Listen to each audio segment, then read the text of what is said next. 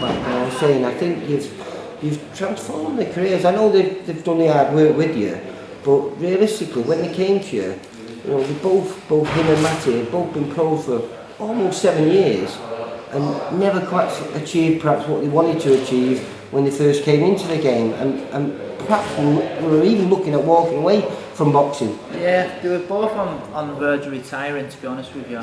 But all they needed is a bit of TLC. You know, someone who's just going to spend a bit of time with them and break things down and go back to basics, then build it all up. And through their hard work as well as ours, because we work hard. You know, we're in the gym all the time. They've got to where they should have been at maybe 2 or 3 years ago.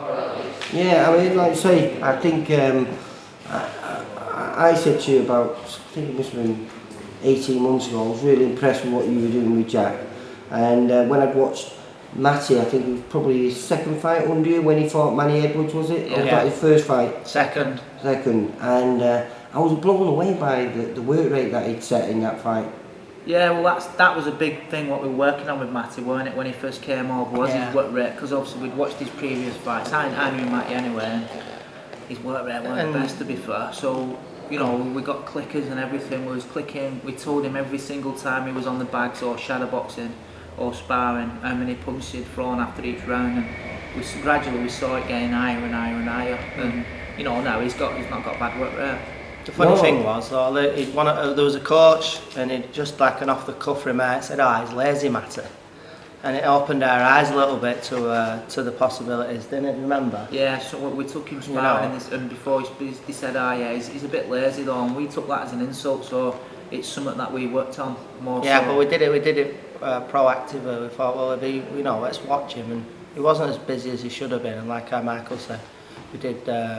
Rectify that with the clickers and stuff like that. Well, I think you confirm that now with the fact that in winning the British title, you've got Jack being the WBA international champion.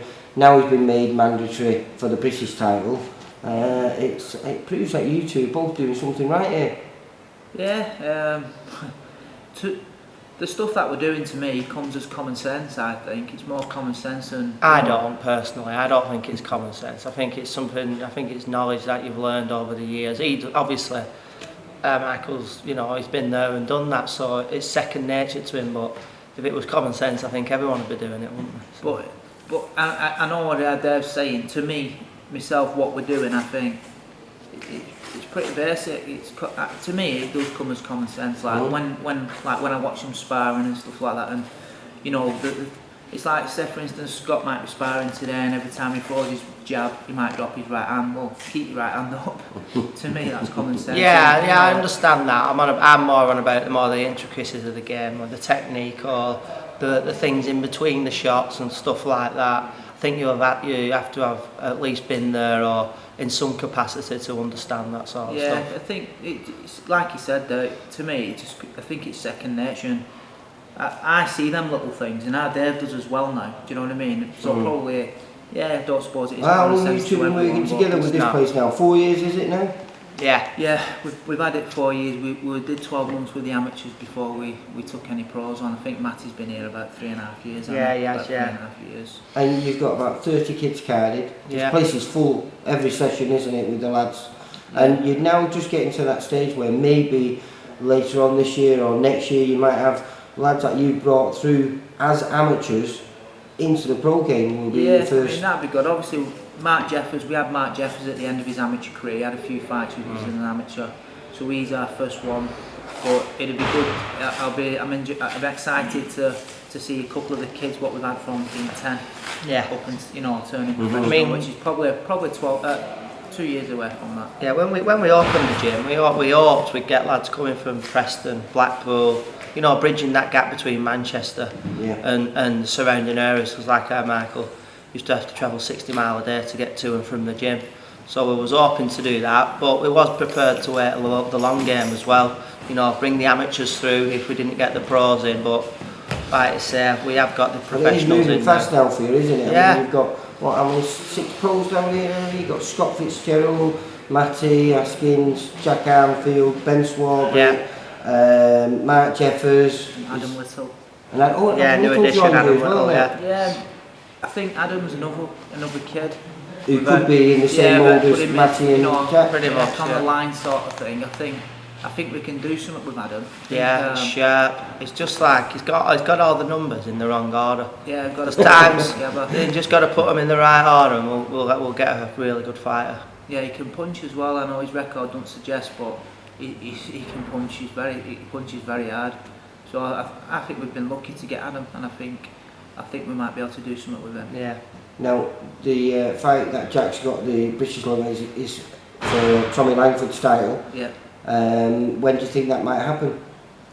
I think it's got to have took place by sometime in October. So it's going to be this year. October. Oh yeah. Yeah. And I think we did an interview last year, towards the end of last year, and you were talking about hopefully the possibility of having 2 British champions in your camp. Yeah. Yeah. That could come true now. Yeah. No, Yeah, it'd be nice, wouldn't it? That's what we want. Yeah. You know, there's some gyms that, you know, go for a lifetime and never achieve what you've done in the space of 4 years. Yeah, I mean, we put it down to the lads. Obviously, the lads have got. You could be the best coach in the world, but if you've got nobody to train, it falls on deaf ears. So the lads have responded to the training really well, and we're seeing the results. We're from pretty that. tough as well, so we know they must have a bit of something, because otherwise they'd just Yeah, leave us. And we could have had a gym. gym full of lads as well. You know, we could have had 15, 20 lads, but we are selective in who we pick, and we've got to maintain that sort of selection process. Otherwise, we don't want to be getting to stages where we're going to get beat. So we have got 6 lads, but we could have had a lot more really. We want to spend time with the 6 lads that we've got, instead of spending 5 minutes with 10 lads. You know, 5 minutes is pointless doing that. Even with the 6 lads now, what we've started doing, we're starting on a Tuesday and a Thursday, is getting them in singles, so we can still do the one-to-ones and all that sort of stuff with them. Yeah, it worked with Matty, it worked with Jack, so there's no point changing that sort of formula, because it's been working. Yeah, definitely. I like to say that with both those, what we're talking about, we were now achieving and winning titles. I've seen a massive transformation, and that transformation has happened since you've joined you. So, like I say, well done to both of you. Cheers, mate. Nice yeah, one. Good work. Yeah, we do. Nice we one. appreciate you coming down, like I said. We don't get a lot of publicity, so it's all good. See you later, lads. Cheers, Bye. mate. Nice one, mate.